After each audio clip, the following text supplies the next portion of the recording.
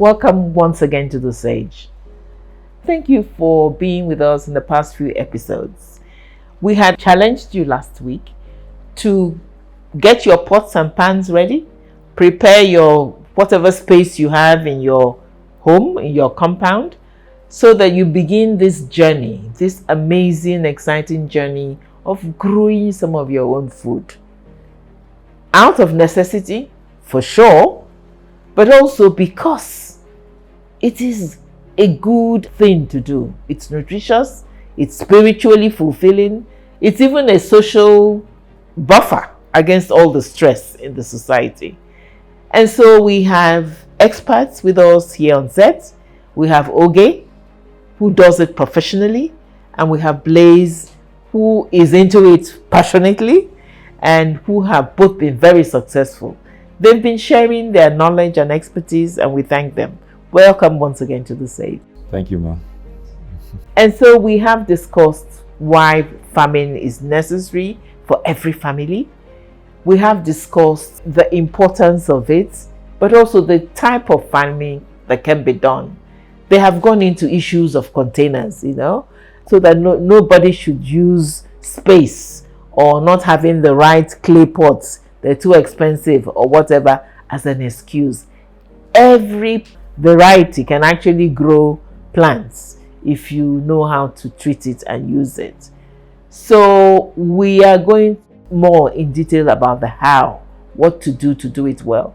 So I'm going to turn to them and say, please discuss a bit more about soil, about water, about pesticides and so on, the pests that will inevitably come to share. Those things are so important. They're important for success or failure. Yeah. Okay. Who wants to start?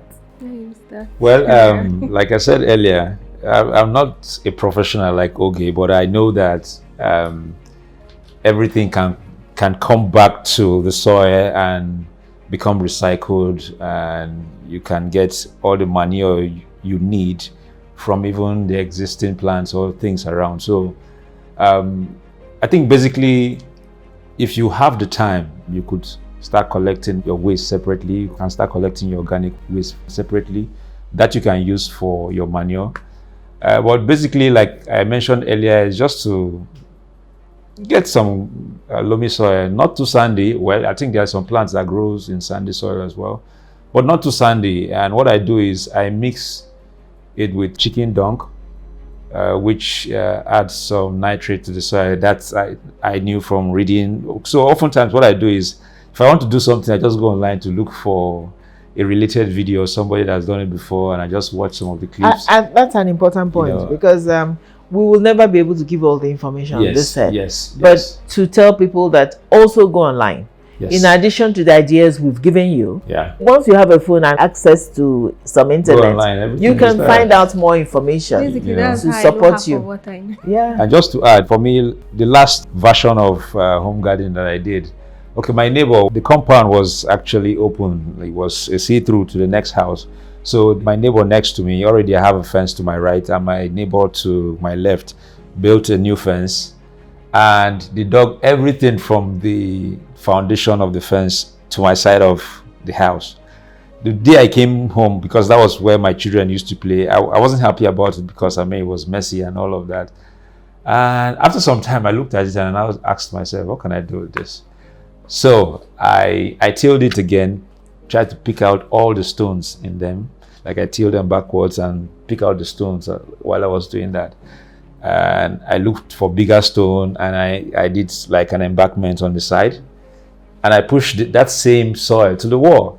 And I got manure again, I mixed them up and started planting again. So you can actually use everything around you, can actually help you with your home garden.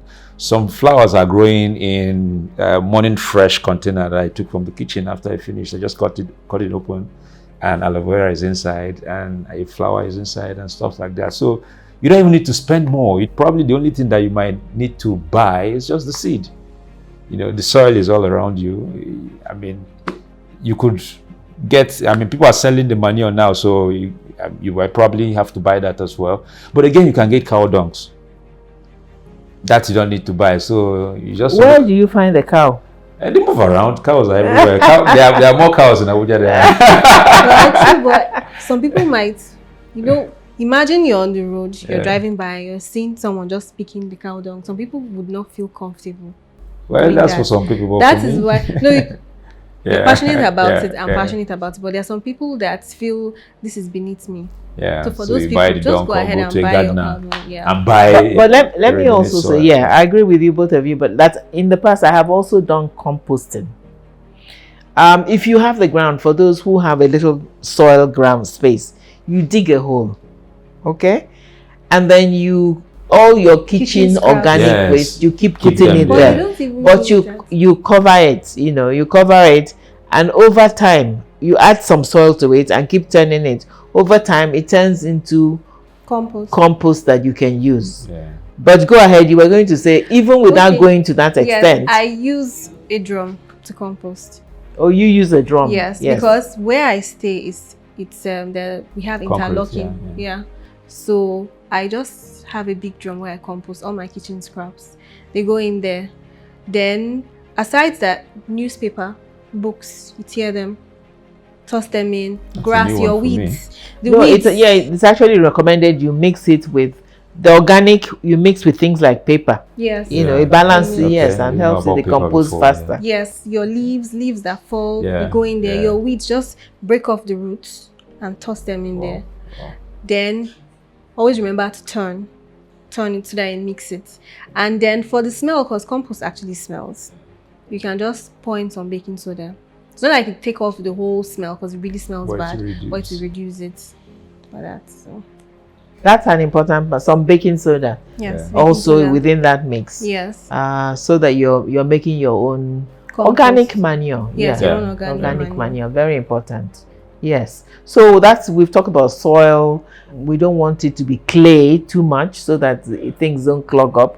It has to be, in terms of nutrition, we talked about the manure. Is there any other way in terms of nutrition that you guys have tried? Yes. Okay, so my mom has, since I was told that even if it's in a small jar, it's called a fish pond. So I can say my mom has a fish pond. So the water from the fish pond, the food, their dung, very nutritious for plants. So sometimes trying to get it all the way from her place to where I stay is a bit of a hassle. So I've decided that I want to have my own fish pond so I can also use the water to water my plants. But he said, chicken dung, very good. Rabbit dung is good as well.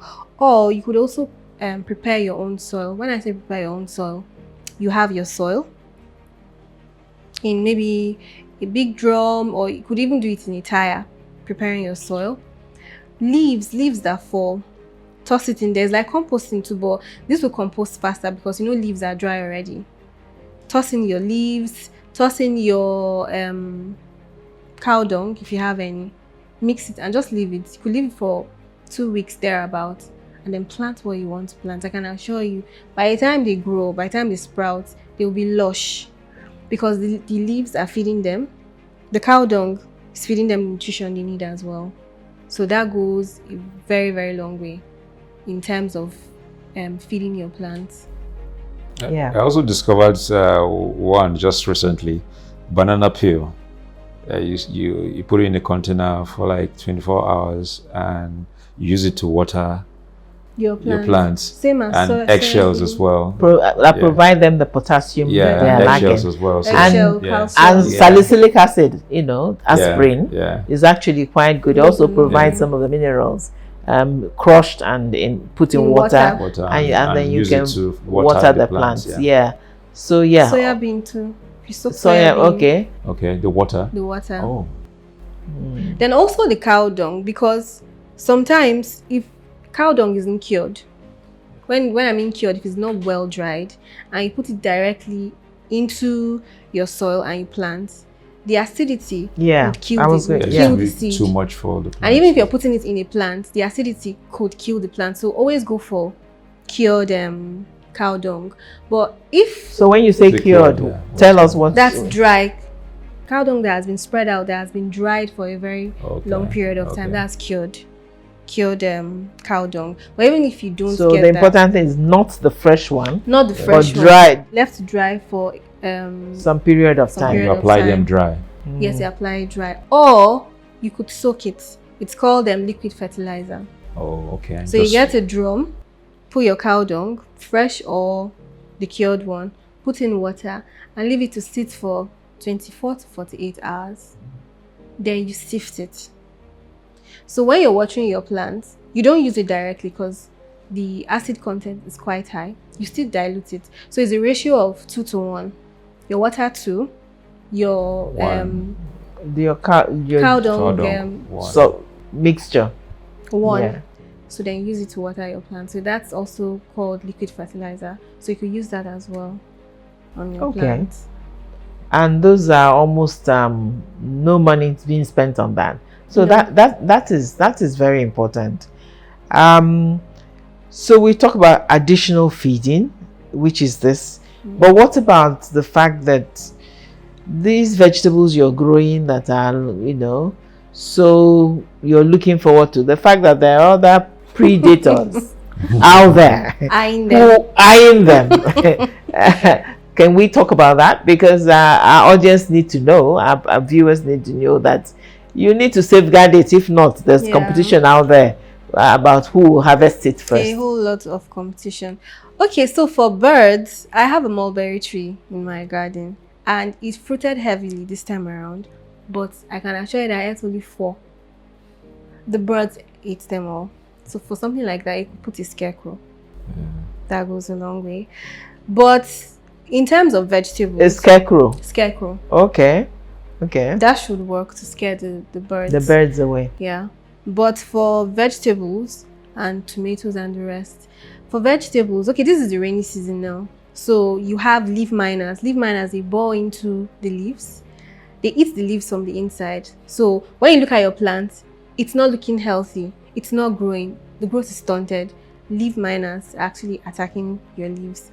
What are they? Are they insects or something? You barely see leaf miners. Or are But they you worms? see the traces. Yeah, It's just like see a it on worm, the leaf. yes. But you really have to look to see it. But if you look at your leaf, you see like a trail. Like it looks like a slime trail. I can assure you that it's not a snail that left that trail. Leaf miners. They bore into the leaves and they keep eating it from the inside. So for things like that, you could use baking soda, water and vinegar, put in a spray bottle and spray it on it. That helps. For snails, because this is rainy season, snails, they love greens. If you plant your kale, your spinach, your lettuce, you could see that they start chewing. And it's not like they will just focus on one and say, okay, let me just focus on this one and eat it. They go around just eating. And it's so annoying. It's painful and annoying just thinking of it. So for snails, you buy beer. Beer. Yeah. Buy beer, Okay. pour it in the bowl and leave it. Just leave it. The smell attracts them. So they'll go to They the crawl beer. into it and they drown in it. Okay. Yeah. That's very interesting. It's a I'm new going one to for try me that too. in my own It's a garden. new one for Try me. it. I love to walk around. I'm always walking around checking. So I see and I crush. For people that can't do that, don't have the crushing patience, just buy 5 bottles of beer because you need it to be in a deep bowl so that they can actually drown in it. Pour it in the bowl and leave it around your vegetable patch. So the smell attracts them. They crawl in, and by the time they crawl in, they can't crawl out. So they drown inside. So that helps. Now I remember. Let me also say something I have used that works for snails. Okay. If you make a mixture of pepper, ground pepper, Okay. and you add water and spray, snails can take that. No, they don't want the same. Another thing you add, which they hate, is garlic. Okay. You crush some garlic and put in that water. They hate the smell of garlic. They cannot take pepper. That pepper drives them away. I think it probably hurts them or something. Yeah. So those are also inexpensive repellents, That you can use. pest repellents that you can Interesting. use, and they're organic. Won't be a danger to you and Your plants. Your plant. Okay, Those so- have worked for me. Yeah. Another thing too is mealybugs. if sometimes when you look at the side, when you raise your vegetable plant, you you see see them like beneath, white things Yeah. on it. Those things, they actually feed on the sap of your plant and they drain it and it ends up dying. So for mealybugs, you could use neem oil. You When we can't say use neem for our audience, it Dogoyaro. dogon Yes, yarrow. dogoyaro oil. Many of us have dogon yarrow somewhere. The water from that, from the Leaf. soaking the leaves or boiling the leaves, is You also can very use it, effective. yes, Yeah. for things like that. This part of the show is a learning curve for me. Most times I just do the basics of ensuring that it's clean, which has kept rodents away from the garden. And at times I'll just spray vinegar and this banana peel that I put in a container. At times leave it for 24 hours. And you could, if you open it, you can feel it that there's something else in this water. And once you pour, you can see the difference. I thought that was feeding. Does it repel? Yes. It I does. used it and I noticed some difference in the plant. Okay. And so beyond all of this, again, you need some level of patience, because farming again is it's not like some people that wants to harvest in 2 weeks. Farming takes time and you need to be patient. I think it teaches us patience as human beings as well. For you to be able to wait, because at times, for the past 1 week now, I've been seeing my tomato fruits, and each time I look at them, like, man, you turn red one day. I'll come for you. But that patience of waking up every morning and going to look at them, somewhere of this size, now they're this size, and that patience, we need to have it as well. If you want to do a good garden, you need to have that patience. You might not have all the time to be around to take care of it, but you can find a way around it. The truth is, you don't need that continuous stay that you must be at home every day. If you have a routine for it, I think there's a way you can. I was going to mention that. I think that's very important. There has to be discipline. Yeah. In anything you nurture and grow, whether it's human beings or plants, there has to be regularity to it. Yeah. Successful plant growing can never be, once in a while I just do it. Once in a while I go pour some water and go away. Once in a while I just spray some manure and I go away. No. There has to be regularity and discipline. Yeah. And we say that it is when you're nurturing a human being, it's all the same thing. And so it's important that as you're growing your plants and your vegetables, water is regular. I remember as we were preparing to shoot, we talked about perhaps in the rainy season you don't have to worry about water too much. And like Oge rightly said, even the rainy season you have to be careful. Yes. Because some days it doesn't rain and therefore it dries. So regularity, some might, depending on the season of the year, require 2 times water, morning and evening. Sometimes it may be only evening or morning or once a day. So it's to understand the rhythms and the necessities and to do it. Water, make sure they have adequate water, but don't clog them up. Make sure they also have sunlight. Plants do need sunlight. That's something we have to recognize. I've had to move my own round. I found that there's a particular side of the house where there's shade all the time. They don't do well. They didn't want it. Although sometimes it depends on the type of plant. So again, be conscious about how much light it's getting and not getting. And always be thinking about that. Anything we do well requires intelligence and an understanding of techniques. And also you gain experience as you do. If your plants don't thrive too well this time, you will learn from your mistakes, and next time you will do better. Yeah. Yes. It's important not to just give up because, it didn't work this time. No, just be thinking about what didn't work. Yeah. What can I change? And that way. And when you start to reap the benefits, you may need to be patient for 2-3 months. Many of these things are cyclical. Once you've started that journey, you are likely to be able to continue propagating them so that your water leaf is sprouting, or regularly after some time you're able to harvest all the time. All through. All through. And so that's another thing to say, to encourage the fact that we start doing it. Be aware about when you need to report. Okay, that's to add to this that you just said. Plants, they actually speak to us. You just need to listen. Listen, Sometimes when you see that the leaves are droopy, you need to check. If you check and see that the soil is dry, it needs water. If you see that the soil is wet and the plant is still droopy, maybe raise the leaves. You'll see that maybe it has some form of pests under it or something. So they always speak to us. You just need to listen. And for some of my clients that say that they are too busy, when I have a very busy day, I garden in the evenings. I could start 5 p.m. and leave 11 p.m. So I spend that much time in the garden, and I enjoy every single second of it. So if you say, okay, 5 p.m. doesn't work for you, you could do 8 to 9. Yeah. Just do something small. 1 hour, 2 hours. Yeah, just do something small. So that's the good thing about having a home garden. You're not going far. You're just stepping out of your doorstep to attend to anything you need to attend to.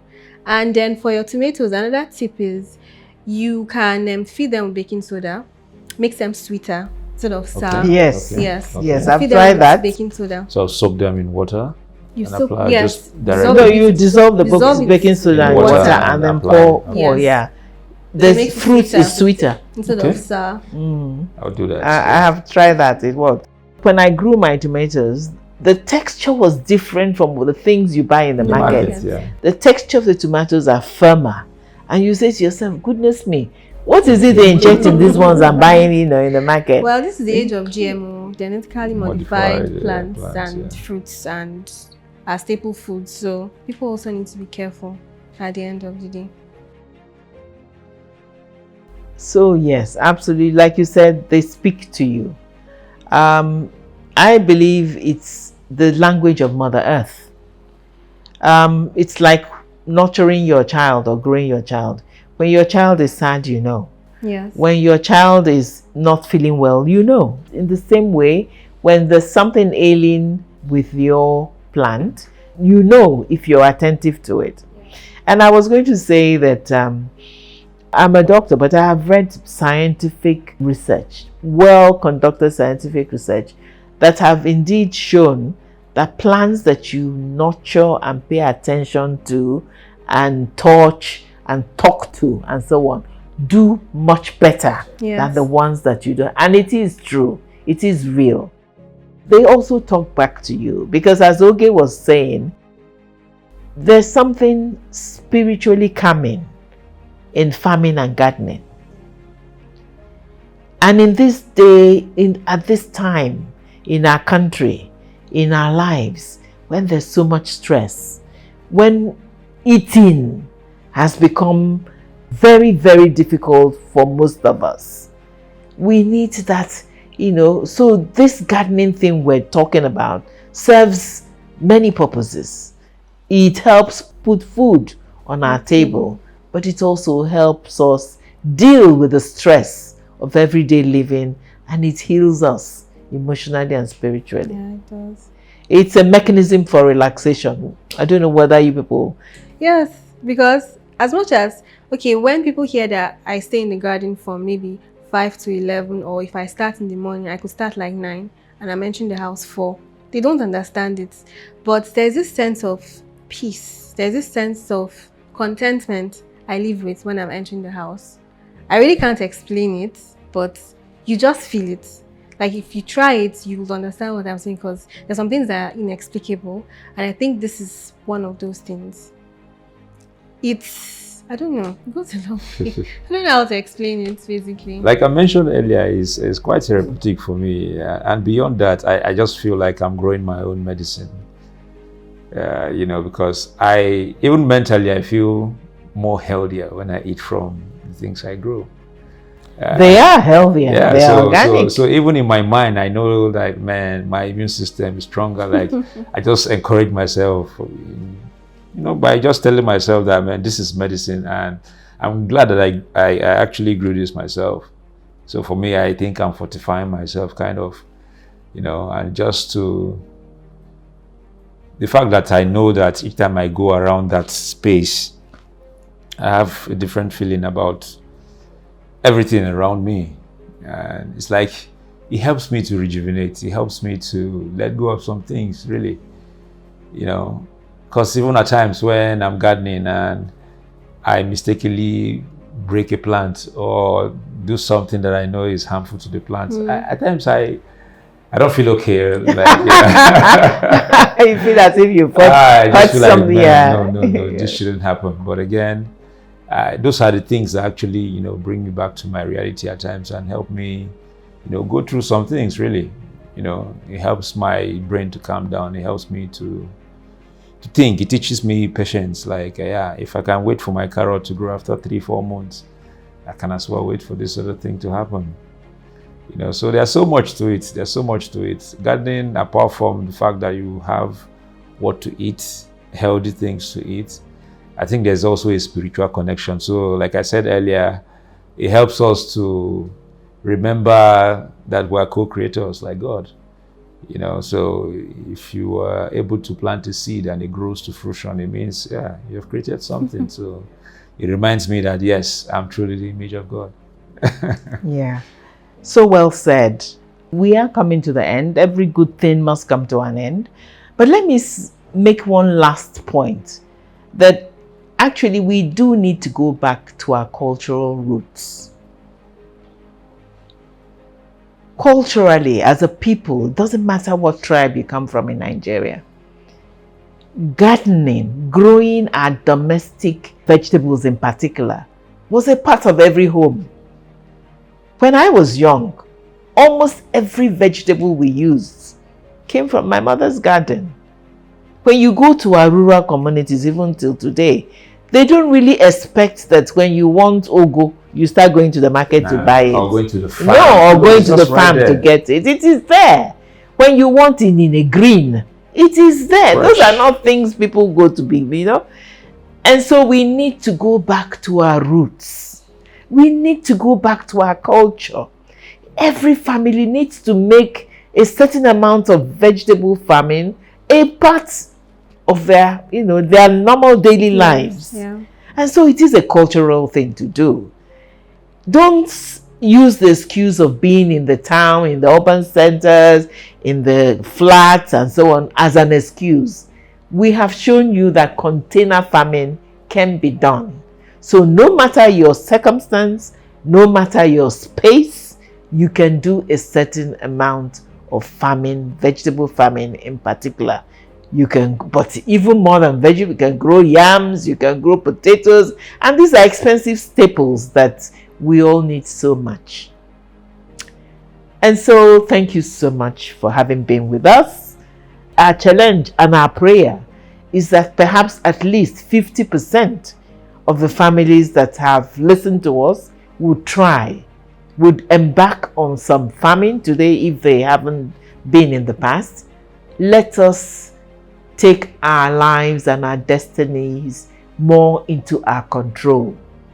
Let us begin to grow the food we need so very badly. Thank you for being with us. See you next week.